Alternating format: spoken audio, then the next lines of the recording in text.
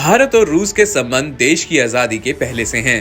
13 अप्रैल सन 1947 को शुरू हुए ये संबंध हर गुजरते साल के साथ नई ऊंचाइयां छूते गए। दोनों देशों के रिश्तों की गहराइयों का अंदाजा इस बात से लगाया जा सकता है कि दुनिया भर में कोविड की शुरुआत के बाद रूस के राष्ट्रपति पुतिन का ये दूसरा विदेशी दौरा है। महज 6 घंटे के लिए ही सही, लेकिन पुतिन खुद तमाम अहम समझौतों पर वार्ता करने के लिए भारत आए हैं। पुतिन के इस दौरे में सबसे अहम 2 मसले हैं। पहला, रूस भारत को अत्याधुनिक मिसाइल सिस्टम S-400 सौंपने जा रहा है, जबकि दूसरा अहम मसौदा असॉल्ट राइफल AK-203 को लेकर होने जा रहा है। इस डील के तहत भारत मेक इन इंडिया के अपने मिशन को आगे बढ़ाते हुए 6 लाख से भी ज्यादा AK-203 assault rifle Uttar Pradesh की अमेठी की ऑर्डिनेंस फैक्ट्री में बनाने जा रहा है। ये डील 5000 करोड़ रुपए से ज्यादा की है, जिस पर आज साइन हुए हैं। 2016 से 2020 के दौरान भारत ने रूस से अपने कुल हथियारों का 49% हिस्से का आयात किया था।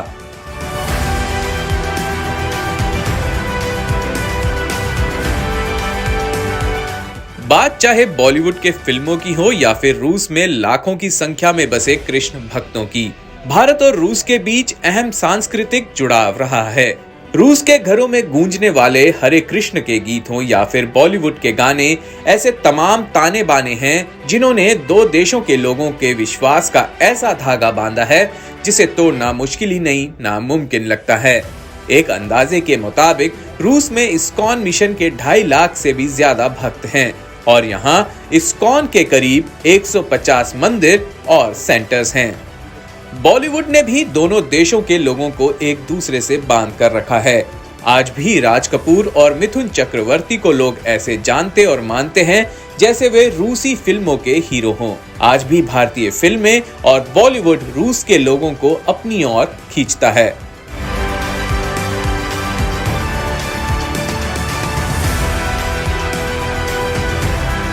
उन्नीस 1971 के बांग्लादेश युद्ध में जब दुनिया के तमाम देश पाकिस्तान की सेना की मदद के लिए आए थे, ऐसे में केवल रूस ही था जिसने भारत का साथ दिया।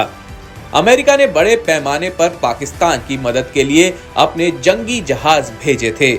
इस बात का पता जब तत्कालीन प्रधानमंत्री इंदिरा गांधी को लगा तो उन्होंने रूस को तुरंत मदद भेजने का एक इमरजेंसी मैसेज किया।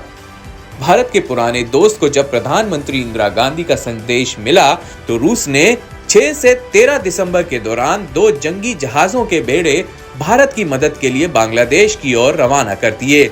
इसमें एक परमाणु पनडुब्बी भी शामिल थी।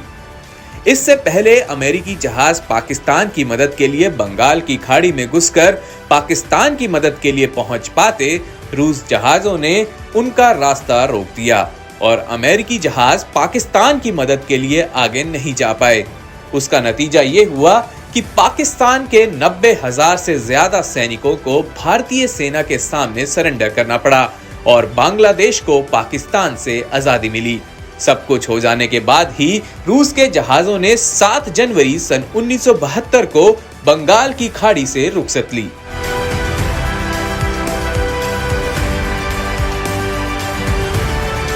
परमाणु ऊर्जा में भी रूस भारत का सबसे भरोसेमंद साथी है। रूस की कंपनी रोसैटम भारत के तमिलनाडु में ऊर्जा उत्पादन के लिए 6 परमाणु रिएक्टर्स लगा रहा है, जिससे भारत अपनी मांग के मुताबिक बिजली उत्पादन कर सकेगा। अभी तक 6 में से 2 परमाणु रिएक्टर लग चुके हैं, जबकि बाकी 4 रिएक्टर्स अपने विकास के अलग अलग चरण पर हैं। परमाणु रिएक्टर्स लगने के बाद भारत बिजली उत्पादन में कोयले से चलने वाले बिजली घरों को फेज आउट कर सकेगा, जो बड़े पैमाने पर प्रदूषण फैलाते हैं। परमाणु बिजली घरों में इस्तेमाल होने वाले उपकरण भी भारत रूस के साथ मिलकर देश में ही बनाएगा। ऐसा समझौता 2 देशों के बीच साल 2014 में हो चुका है।